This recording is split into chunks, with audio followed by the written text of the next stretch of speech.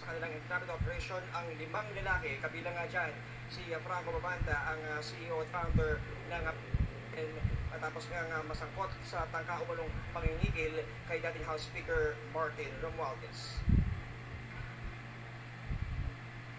Surveillance video ng National Bureau of Investigation o NBI na eksklusibong na PMA News. Makikitang kausap kagabi ng isang undercover agent ng NBI, si Franco Babanta, founder ng Peanut Gallery Media Network o PGMN, isang digital platform na naglalabas ng mga komentaryo tungkol sa politika at balita.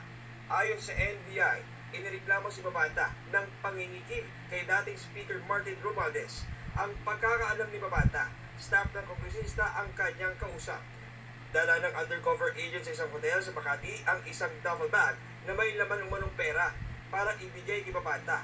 Pero di tinanggap ni Babanta ang duffel bag at sinabing dalhin na lang ito sa isang country club sa Pasig at ibigay sa dalawang lalaking naka-face mask. Pagdating sa country club, iniabot ng isang grupo ng undercover NBI agents ang 3 maleta at isang duffel bag. Ang usapan, laman ng mga maleta at bag ang halagang 75 million pesos na kinikigil umano kay Romualdez.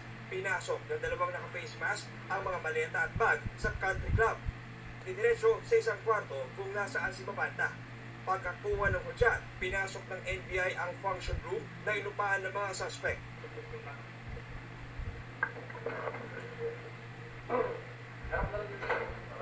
Nung umpisa, tumanggi magbigay ng totoong pangalan ang dalawang iniresto. Say your real name, gagawin mo sa piyansa. Anyways, this offense is available. Why argue with the operative? Para sa'yo, nahirapan ka lang. You can charge to another crime offense for disobedience. Kaya napilitan silang magpakilala. Arestado si Babanta at 4 na tauhan ng PGMN. We have to release him kasi nga niya. At that time, hindi niya tinanggap yung pera. So, binitawan namin siya and tuloy kami yung tailing, surveillance. Sinundan mo namin. This is time na ma-identify namin exactly kung saan nila yung pera. And to our surprise, ang po yung subject.